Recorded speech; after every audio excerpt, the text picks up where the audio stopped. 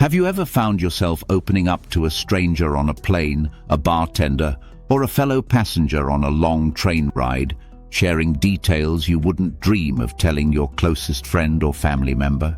It's a phenomenon many people experience, and it's rooted in psychology, sociology, and even neuroscience. Here's why talking to strangers can feel surprisingly easier than speaking with people who know us well. The first factor is the lack of preconceived judgments. One of the biggest reasons it feels easier to talk to strangers is that they come with no emotional baggage or preconceived notions about you. In contrast, people who know you may have built up ideas and expectations based on your past actions or personality. A study published in the journal Self and Identity found that people often experience self-verification, the pressure to act consistently with how others see them. With strangers, that pressure is lifted because there's no predefined role to play. Secondly, the factor of anonymity and lack of consequences comes into play. When you speak to a stranger, especially in a one-time or short-term encounter, there's a low risk of consequences. You can share a vulnerable story or an unpopular opinion and not worry about long-term impact on your relationships or reputation. There is this psychological mechanism which taps into what's known as the disinhibition effect, especially in anonymous contexts like online forums.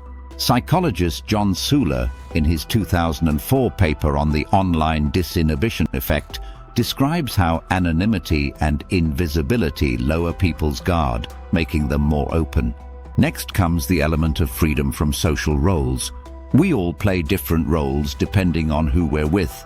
It might be the responsible sibling, the funny friend, the professional colleague. These roles can restrict our authenticity. Strangers don't know your script, so you're free to present a more raw, real version of yourself, or even reinvent yourself temporarily.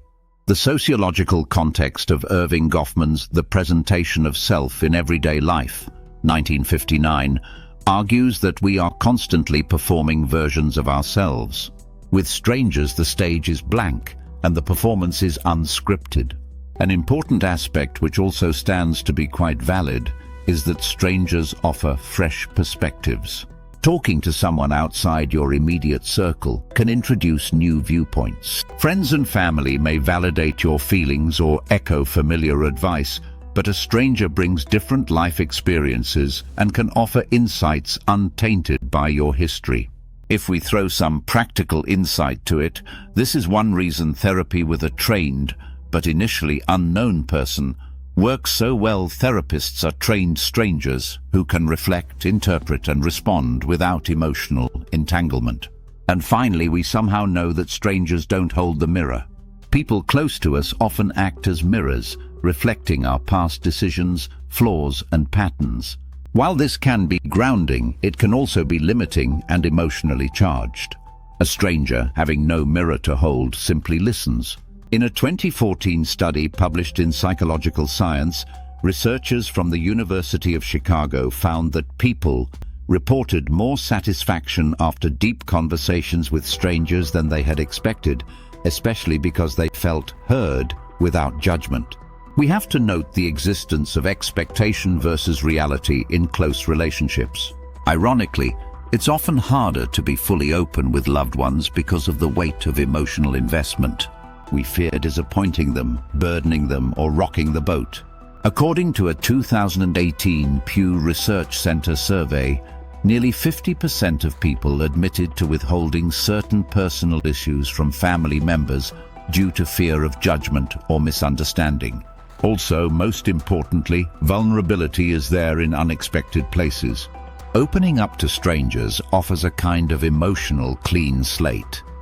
While deep, long-term relationships offer security and continuity, they also come with layers of expectations, emotional risk, and identity roles. Strangers, on the other hand, provide a fleeting window where you can be exactly who you are in the moment, with no history, no future, just presence.